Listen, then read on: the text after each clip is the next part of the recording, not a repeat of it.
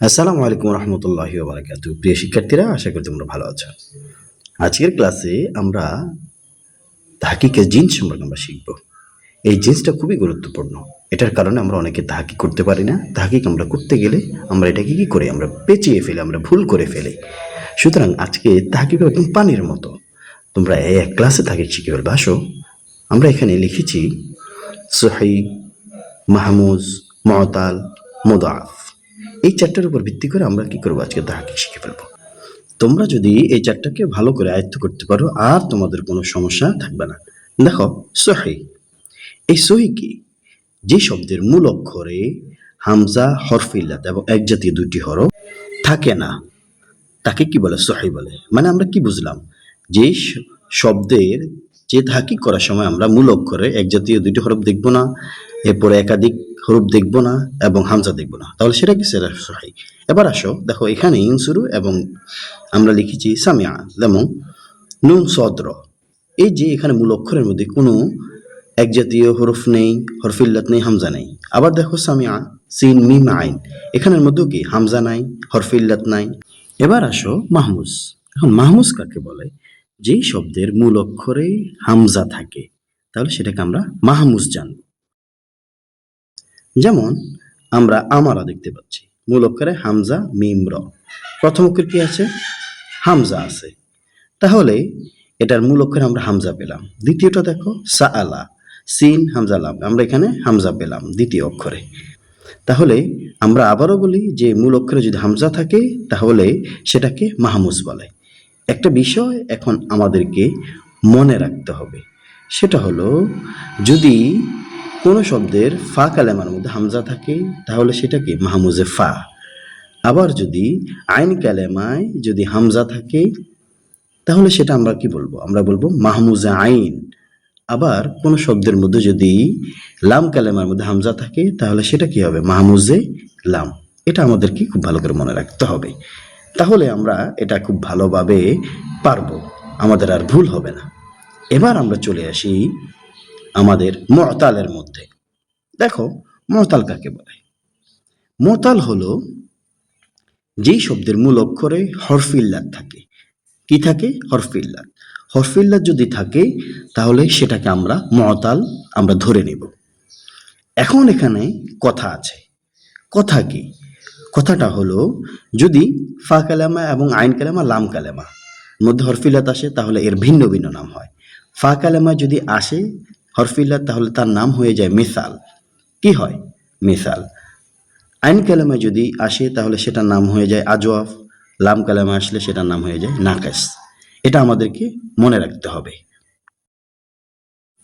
তাহলে আমরা ভালোভাবে খেয়াল করলে আমাদের আর ভুল হবে না। এখন তোমরা দেখো, এই যে মিসালের মধ্যে যদি মানে ফা কালেমায় যদি ওয়াও আসে, তাহলে মিসালে ওয়াউই। ফা কালেমায় যদি ইয়া আসে, তাহলে মিসালে ইয়াই। তাহলে মিসাল কোনটা? সেটা হলো ফা কালেমা। আইন কালেমা কোনটা? সেটা হলো আজওয়াফ। এখন আজওয়াফের মধ্যে যদি ওয়া আসে, তাহলে আমরা কি বলবো? আজওয়াফে ওয়াউই। আর যদি আইন কালেমার মধ্যে ইয়া আসে, তাহলে আমরা কি বলবো? আজওয়াফে ইয়াই। এরপর আসো নাকেস। নাকেস হলো লাম কালেমা। লাম কালেমায় যদি ওয়াও আসে, তাহলে আমরা কি বলবো? নাকেসে ওয়াউই। এবং যদি ইয়া আসে, তাহলে আমরা কি বলবো? নাকেসে ইয়াই। তোমরা ব্যাপারটা বুঝতে পেরেছ, তোমাদের আর সমস্যা হওয়ার কথা নয়। এরপর আসো মুদাফ। মুদাফ হলো কোনো শব্দের মূল অক্ষরের মধ্যে এক জাতীয় দুটি হরফ হওয়া। এখন আমাদেরকে যে বিষয়টা দেখতে হবে, আমরা যদি এক জাতীয় দুইটি হরফ আসেও, তাহলে এটার মধ্যে একটু ভাগ আছে। যেমন আমাদেরকে একটা বিষয় মনে রাখতে হবে, যে শব্দের মূল অক্ষর তিনটি তাকে সুলাসি বলে, আর যে শব্দের মূল অক্ষর চারটি তাকে কি বলে? তাকে রুবাই বলে। এখানে আমরা একটা উদাহরণ লিখেছি, উদাহরণের দিকে তোমরা তাকাও। মূল অক্ষর আমরা কি পেলাম? তিনটা পেলাম নাকি চারটা পেলাম? দেখো তোমরা, এখানে আমরা লিখেছি কি ফাররা, ফারারা। এখানে মূল অক্ষর ফাররা, এটা মূলে ছিল ফারারা। র র দুইটা পরবর্তী মূল অক্ষর একসাথে ছিল। এখন আমাদেরকে মনে রাখতে হবে যে সুলাসির মধ্যে আইন কালেমা, লাম কালেমা যদি পরপর দুইটা একই হরফ থাকে, তাহলে আমরা সেটাকে কি বলবো? আমরা সেটাকে সুলাসি বলবো। কি বলবো আমরা? আমরা আরও বলছি, আইন কালেমা, লাম কালেমা যদি একই হরফ থাকে, তাহলে আমরা কি মুদাফে সুলাসি বলবো। ব্যাপারটা তোমাদের বুঝে আসছে, তোমরা আর ভুল করবে না। এবার আসো রুবাইতে। মূল অক্ষরের মধ্যে যদি আমরা ৪ টা মূল অক্ষর দেখি, যেমন আমরা ৩ টা মূল অক্ষর আমরা সাধারণত পেয়ে থাকি। এর মধ্যে একটা অতিরিক্ত হয়ে থাকে, মানে লাম কালেমার পরে আরো একটি লাম কালেমা হয়ে থাকে, সেটা হলো কি রুবাই, বা মূল অক্ষর যে ৪ টা থাকে। তাহলে এখানে আমরা কিভাবে করব? আমরা যদি ফা কালেমা এবং লাম কালেমা মধ্যে যদি মূল অক্ষর থাকে, মানে মাঝখানে একটা বাদ যাবে। আবার আইন কালেমা, দ্বিতীয় লাম কালেমা, মানে মাঝখানে একটা কালেমা বাদ যাবে, একটা মূল অক্ষর বাদ যাবে, একটাকে বাদ রেখে কি হওয়া? এক জাতীয় দুটি হরফ হওয়া। তাহলে এমন যদি আমরা পাই, তাহলে আমরা সেটাকে কি ধরবো? আমরা ধরবো সেটাকে রুবাই। ব্যাপারটা আমাদের বুঝে চলে আসছে, তাহলে আমাদের কি আর ভুল হবে না। আমি আবারও বলছি যে ফা কালেমা, লাম কালেমা, আইন কালেমা, দ্বিতীয় লাম কালেমা, এটার মধ্যে যদি আমরা মূল অক্ষর একই হরফ যদি পাই, তাহলে কি হবে? সেটা রুবাই। যেমন দেখো ঝালঝালা, ফা কালেমার মধ্যে ঝা এবং আইন কালেমা নাই, লাম কালেমার মধ্যে ঝা। তাহলে কি হয়েছে? আমরা এক জাতীয় দুটি হরফ মাঝখানে একটা কালেমা বাদ দিয়ে পেয়েছি, ফা কালেমা এবং লাম কালেমার মধ্যে পেয়েছি। এমন যদি হয়, তাহলে আমরা সেটা কি বলবো? মুদাআব বলো। এবার আসো আরেকটা গুরুত্বপূর্ণ বিষয়, যেটা আমরা অনেকেই ভুল করে ফেলি। এটাকে আমরা যদি ভালোভাবে আয়ত্ত করি, তাহলে কি আমাদের আর ভুল হওয়ার কথা নয়। দেখো তোমরা এখানে রুইয়া একটা শব্দ আছে। এই রুইয়া শব্দের মূল অক্ষর যদি আমরা তাকাই, তাহলে র, ওয়াও, ইয়া।